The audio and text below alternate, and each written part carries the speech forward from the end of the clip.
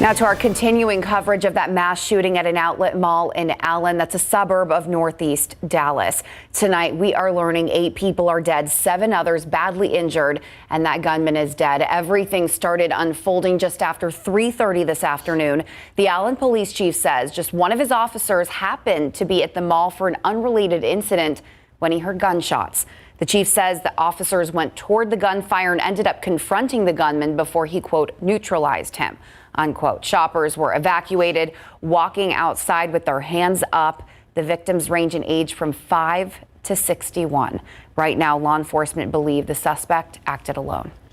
Back here in San Antonio, a 2-year-old is in critical condition tonight. The parents telling San Antonio police the child accidentally shot themselves. It happened just after 7 p.m. on West Agarita Avenue near Fredericksburg and I-10. Police say the 2-year-old was possibly playing with the gun when it went off and a bullet went through their left cheek and clipped their ear.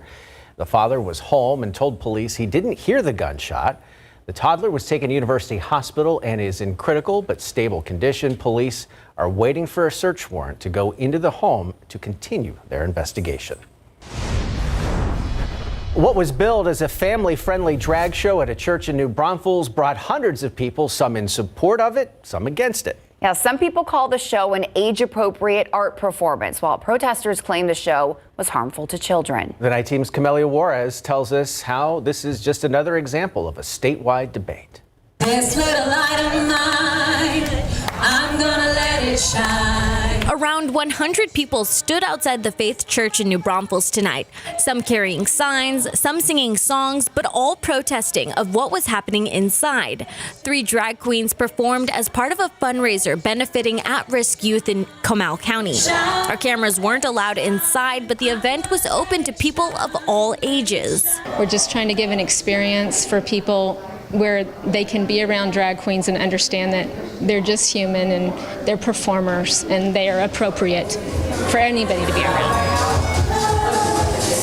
Nicole Clark with Faith Church says the event aimed to show people that drag is not dangerous and doesn't have to be confined to bars or nightclubs.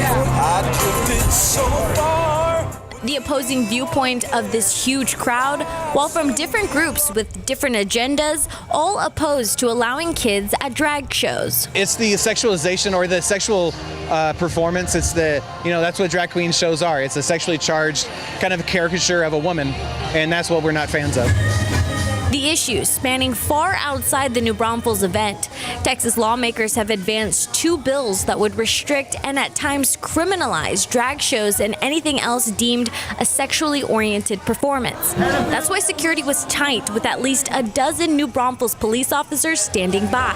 Pastor Carl Cheatham verified that everyone with a ticket to the show was not there to interrupt it. She says the performers received so many threats online that they did not feel comfortable being on camera. The vile treatment that they have faced is not anything that any human should ever experience.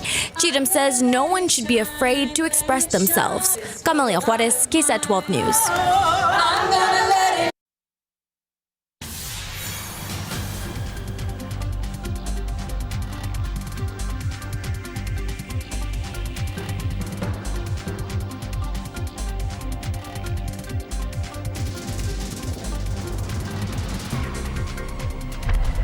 All right, welcome back. Let's go outside with live cam here tonight. Cloud cover in place. It has been a muggy start to the weekend, and that humidity is not going anywhere. It's going to stick with us into our Sunday, and even more so as we head into the beginning of next week. Now, because of that moisture, we did manage to pick up on a few isolated showers to a few stray thunderstorms earlier this afternoon. That activity has since fizzled out. We are quiet across south central Texas. A different story, though, up I-35. Severe thunderstorms now closing in on the Metroplex there. Severe thunderstorm watches continue. For the DFW area, no severe weather is expected here in our area tonight, but we're not finished with the isolated storm chances. This is still our setup. Low pressure off to our west. We've got that southwest flow aloft, which means as we continue to see a few more disturbances make their way closer to the Lone Star State in in the coming days. Those rain chances will continue each and every day. It's not going to be for everyone each afternoon and evening, but we will continue to keep eyes on the radar, and probably a good idea to keep the umbrella in the car just to be on the safe side.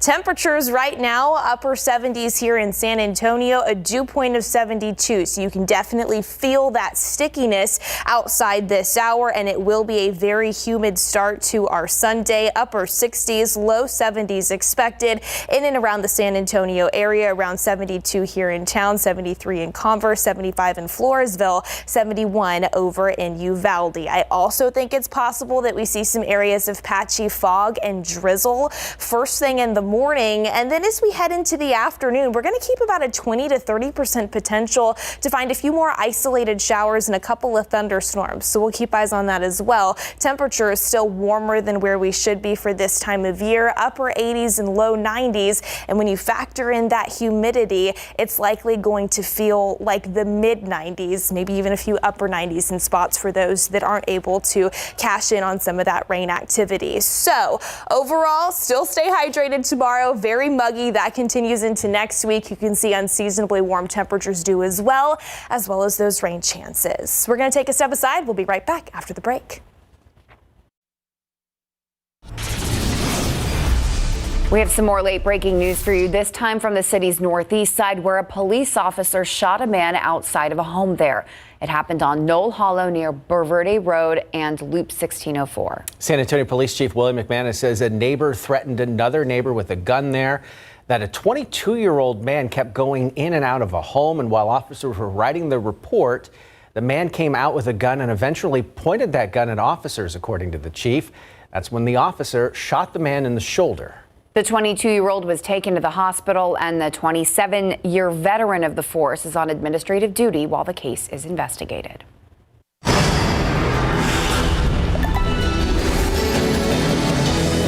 Steve Spriester back here in the newsroom. Proposition A does not win. The mayor does win, and some interesting races when it came to the city council. If you joined us for our live stream tonight, you heard the power panel, so I want to turn to them quickly to get their final thoughts on this election. Kevin Wolf joins us, of course, former city councilman, former commissioner, all that above. Open road aficionado.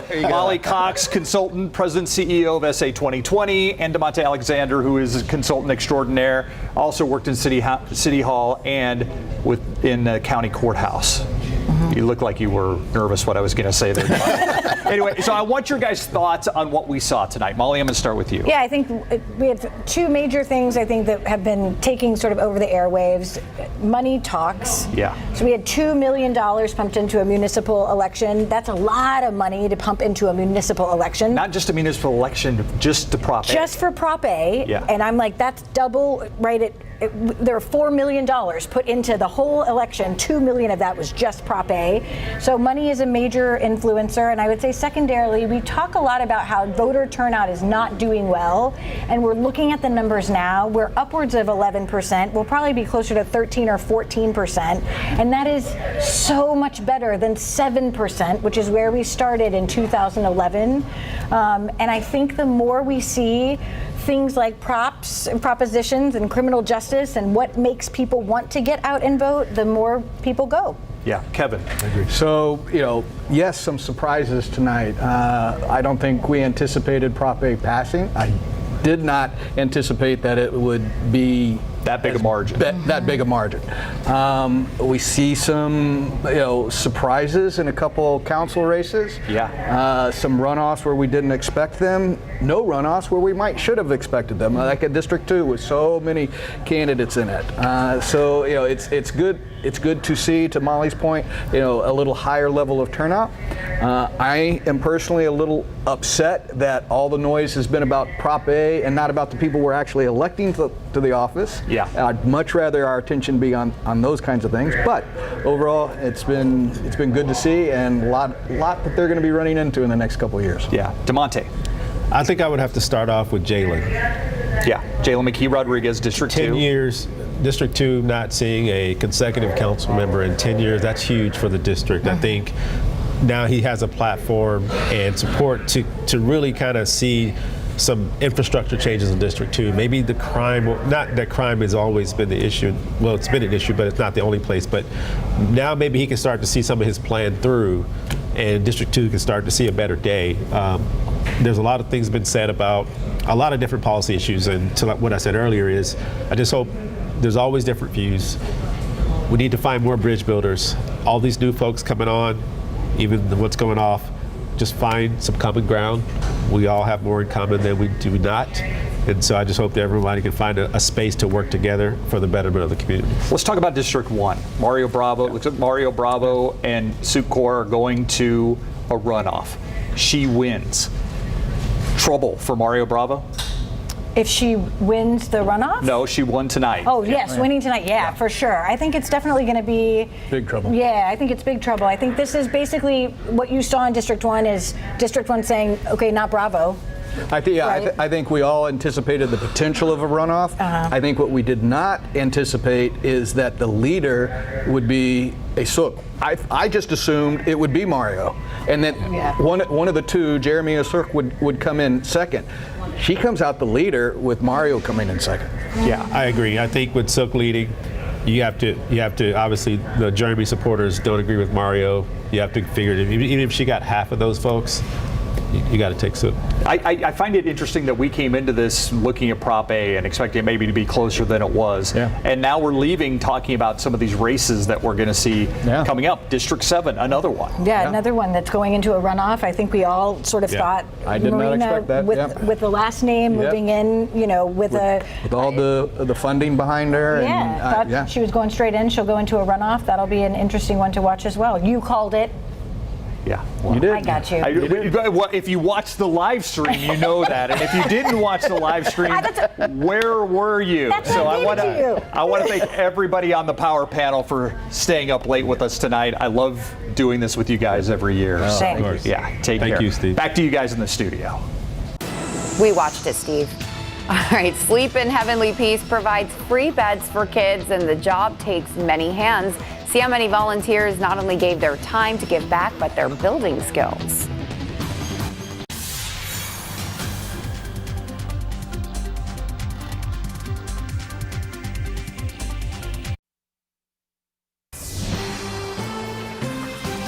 Well, around 160 volunteers gave a helping hand today to the nonprofit Sleep in Heavenly Peace. The nonprofit's goal is to relieve kids who don't have a safe bed to lay their head down at night. The volunteers work on both building the beds and also having them delivered. Staff members say having a bed to sleep in could change the course of a child's life.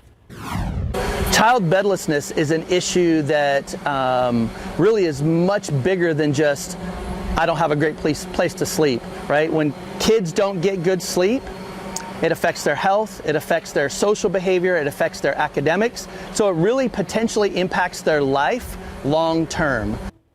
Beds are donated twice a month. Organizers say the donation can be as small as 15 beds and as large as 100 beds. We'll be right back with some weather.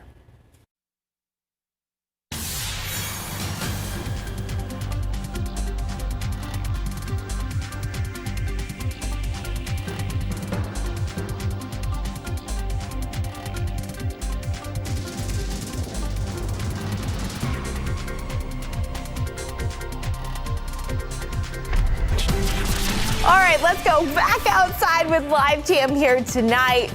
Still muggy, still cloudy outside, and it is warm. Upper 70s right now here in San Antonio.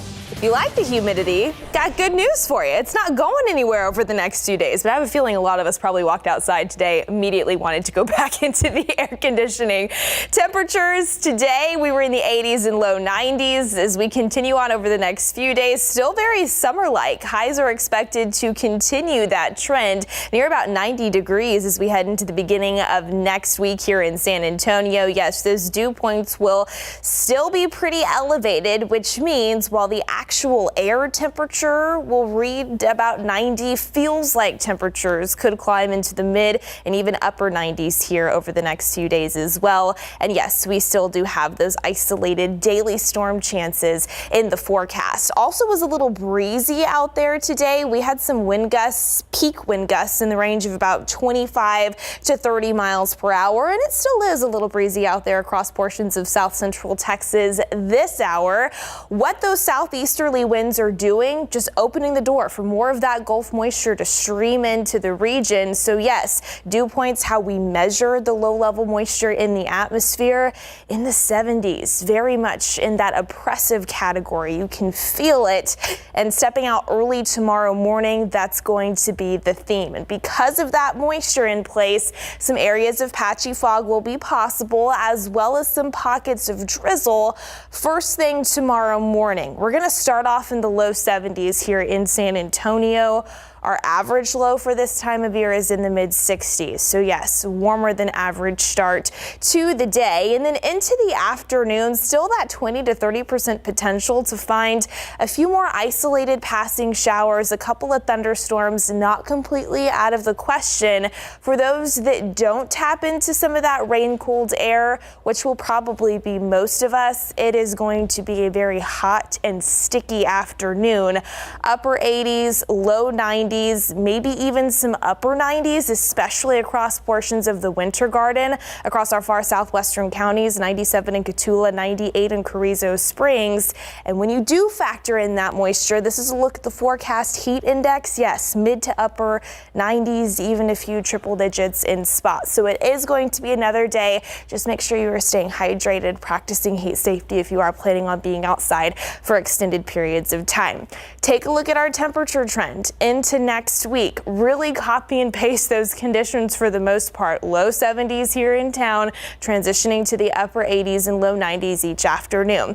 Especially by the middle to later portions of next week, though, we're going to see more scattered rain chances start to move in, especially by Wednesday evening and into Wednesday night. We still have more disturbances that are going to be moving through the Lone Star State, and you can really see, yes, that does continue each and every day on that 7-day forecast. So we'll keep tabs on that, keep the rain gear handy. Until then, just prepare for more humidity because it is here to stay for a while, guys. Every single day a chance. Yep. It's the time of year we pretend we live in a rainforest. How lovely. All right, Andrew's here to tell us about a couple birds hanging out in a bird bath playing baseball. That's right, and Pat Hallmark has to be a little bit frustrated with the way his Roadrunners have started games recently, but UTSA baseball has picked up some huge rallies. When we come back, the Roadrunners did it again this afternoon, plus playoff intensity on display this afternoon between Churchill and San Marcos. Got that too next.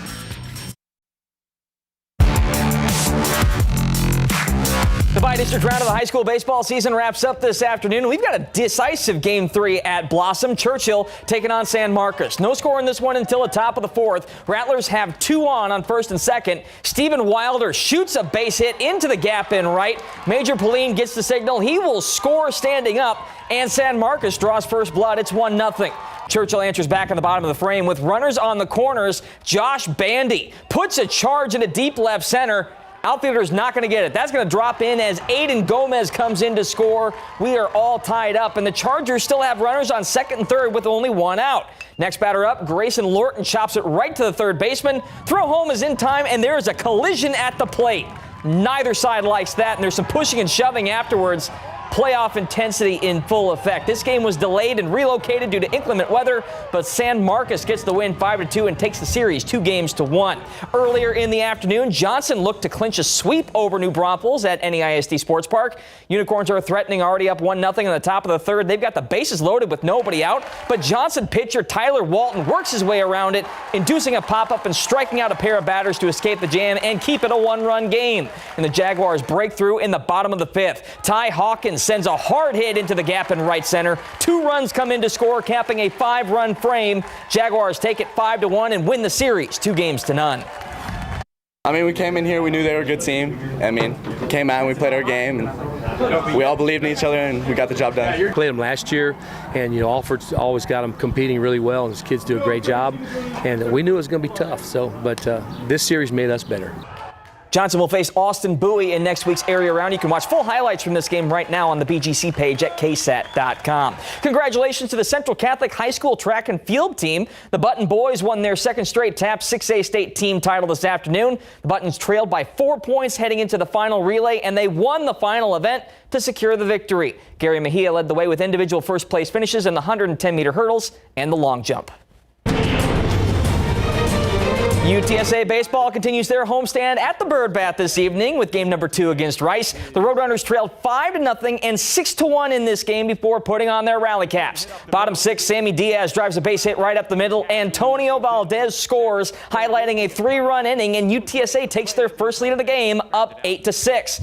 Then bottom 7, how about some insurance? Josh Killeen belts one high and deep to left. You can kiss that ball goodbye. Solo homer ends up being the game-winning run, and UTSA wins a wild one, 10-8. They will go for the series sweep tomorrow. Over at Trinity, Tiger softball taking on Houston St. Thomas in the SCAC tournament. Home team trying to rally. Top of the 4th, 2 on. Abigail Miller gets a bloop single to drop into shallow right. Marina de la Luna scores to make it a 3-2 game, but the Bats can't get going after that. Tigers suffer their first loss of the tournament, 8-3. Next game on the field, TLU trying to stay alive against Centenary. Bulldogs strike first in the bottom of the 1st. Bailey Hudgens drives a seeing high single right up the middle. Lindsay Leal and Madison Johnson both come in to score, and TLU jumps out to a 3-0 lead. Bulldogs end up winning this one 8-0 in 6 innings. So now TLU faces Trinity to see who will play St. Thomas in tomorrow's SCAC championship game. This has just gone final. Bulldogs win it 7-1. They're officially in tomorrow's title series at 1 p.m. Last but not least, let's stop by Churchill Downs for the most exciting 2 minutes in sports, the Kentucky Derby. Lots of drama around this one. The favorite, Forte, was scratched with a bruised foot, one of 5 horses that dropped out before the race even began, but the race itself was great. Heading into the backstretch, Mage was near the back of the pack, but took the far turn and vaulted towards the front. Mage hangs on to win the Derby by a half length ahead of 2 fills. That's 1 horse, not 2. Mage had 15-1 odds to win the whole thing. He is one of 3 Derby-winning horses that had only 3 previous starts before they won the Kentucky Derby. Pretty amazing story there. It really is. Run for the roses. Yep. Thanks, Andrew. You got it. We'll be right back.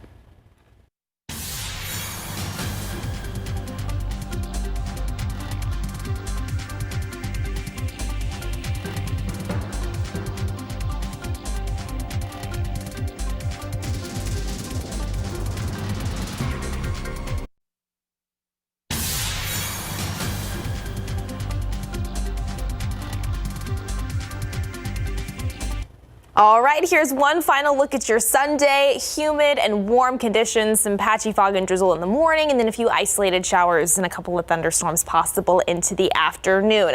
Copy and paste those conditions into next week. The humidity continues, warmer than average temperatures, and yes, daily chances to find some rain, guys. All right. Take those chances. That's all of our time. Thanks so much for staying up late and watching all of our news.